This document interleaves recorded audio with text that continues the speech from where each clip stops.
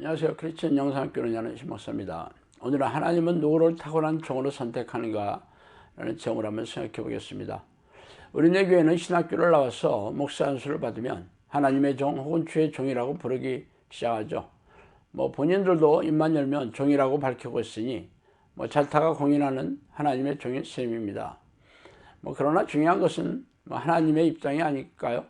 하나님은 자신의 종으로 생각하지 않는다면 김칫국부터 마시는 격이 아닐 수 없겠죠. 그러나 하나님께서 공개적으로 입장을 밝히지 않으니까 천국에 들어가 봐야 확인이 가능한 일일 겁니다. 그렇다면 이 땅에서 하나님이 요긴하게 사용하시는 종인지 그렇지 않은지 확인할 방법이 전혀 없는 것은 아니죠. 하나님이 누구십니까? 전지전능하시며 못할 일이 없는 창조주가 아니십니까? 하나님은 자신의 능력을 종을 통해 드러내게 하시죠. 그러나 기가 막히게도 우리네 교회에서는 기적과 이적으로 드러나는 성령의 능력으로 사역을 하는 목사들을 눈 씻고 찾아보기 힘듭니다. 그래서 진짜 하나님이 사용하시는 종인지 아니면 스스로 종된 사람인지 비교해서 증명할 수가 없어요. 성경대로라면 성령의 능력이 없는 목사는 죄다 하나님이 인정하시는 종이 아닌 셈이지만 이렇게 말하는 사람을 이단으로 몰아세우는 게 불보듯 화나지 않겠어요? 그래서 어떤 일이 생겼느냐고요? 성령의 능력이 없는 목사들이 죄다 이성적이고 합리적이며 인본적이고 상식적으로 사역을 할 수밖에 없겠죠. 성경 지식을 가르치고 예배의식을 드리며 각종 종교적인 행사를 거행하는 것이죠. 말하자면 전지전능하신 하나님이라고 쓰고는 종교적인 신이라고 읽고 있는 셈이에요. 그러나 하나님이 직접 간택하여 종으로 사용한 성경의 위인들을 보세요. 죄다 놀라운 하나님의 능력으로 사람들의 입을 쩍 벌어지게 하지 않았습니까? 저도 이적과 기적으로 귀신을 쫓아내고 정신질환과 고질병을 치유하는 사역으로 성경의 위인들의 흉내는 내고 있어요. 그렇다면 하나님은 어떤 사람을 요긴하게 사용하는 종으로 선택하고 있는지 궁금하시죠? 그래서 오늘은 그 얘기를 좀 하고 싶습니다. 하나님의 종으로 사용되는 사람은 학벌이 출중하다거나 신분이 높다거나 특정한 혈통을 요구하지 않죠. 그 이유는 하나님은 전지전능하시기 때문이에요. 그래서 사람들이 가지고 있는 지식이나 지혜, 능력이나 신분 따위가 전혀 필요하지 않아요. 하나님이 어느 누구에게나 자신의 놀라운 능력을 주어 일하도록 하시기만 하면 되잖아요. 그래서 하나님은 자신의 명령이라면 불구덩이라도 들어갈 사람을 찾고 계시죠. 말하자면 적극적이고 열정적으로 즉각 순종하는 사람들을 불꽃 같은 눈으로 찾고 계시는 중이에요. 하나님이 선택하신 성경의 위인들 한번 보세요. 하나같이 죄다 그런 사람이었잖아요. 아브라함은 하나님을 전혀 알지 못하던 시대에 태어나서 그분의 존재에 대해 거의 아는 바가 없었지만 하나님이 찾아오셔서 자신의 신분을 밝히자 그 말씀을 정직하게 믿고 받아들였어요. 그리고 고향과 부모를 떠나 전혀 낯선 곳으로 떠나라는 명령에 즉각 순종하였죠. 아들 이삭을 죽여 번제로 드리라는 명령에도 눈 하나 깜짝하지 않고 순순히 명령에 따랐어요. 이런 사건을 보아 그는 하나님의 명령에 적극적이며 열정적으로 순종하는 사람이라는 것을 알 수 있겠죠. 그의 손자인 야곱도 마찬가지였어요. 그는 형의 장자권을 속여 빼앗을 정도로 하나님의 축복을 갈망했죠.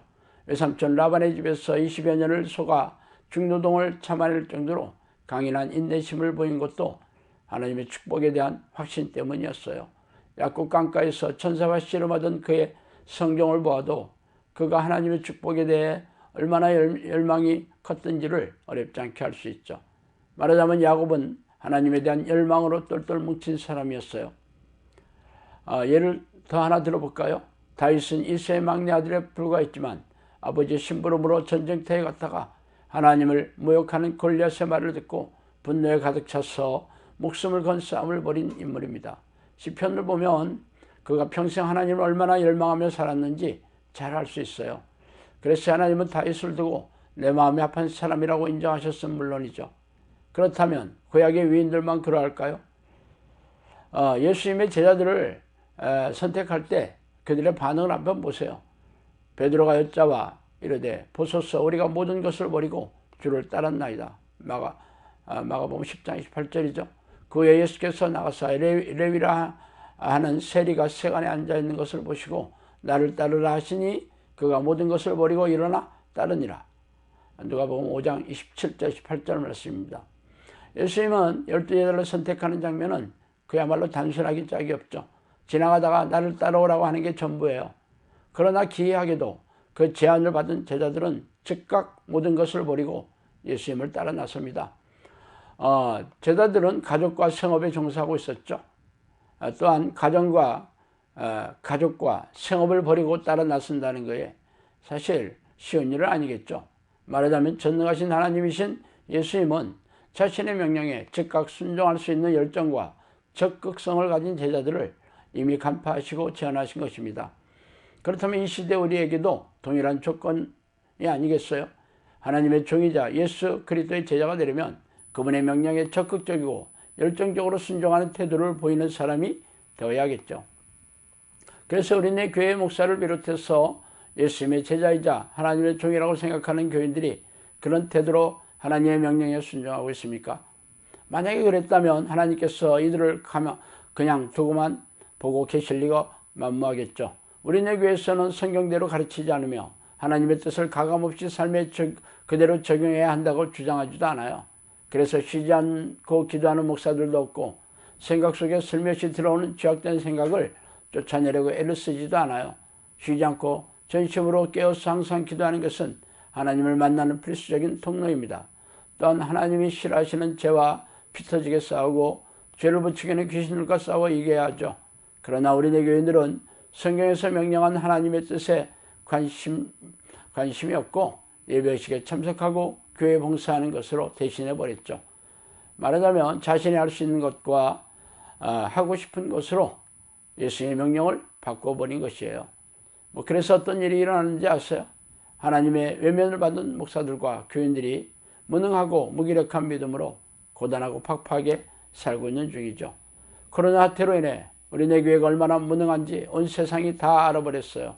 그래서 세상 사람들에게 조롱과 멸시의 대상이 되어버렸으니 기가 막힌 일입니다. 그러므로 지금이라도 당신의 능력 있는 하나님의 종이 되고 싶다면 성경의 명령을 적극적으로 또 열정적으로 순종하는 태도를 보이시기 바랍니다. 그러나 여전히 차지도 뜨겁지도 않은 미지근한 태도를 바꾸지 않는다면 심판날에 지옥의 물길을 피할 수가 없겠죠. 자, 오늘은 여기까지 하겠습니다. 감사합니다.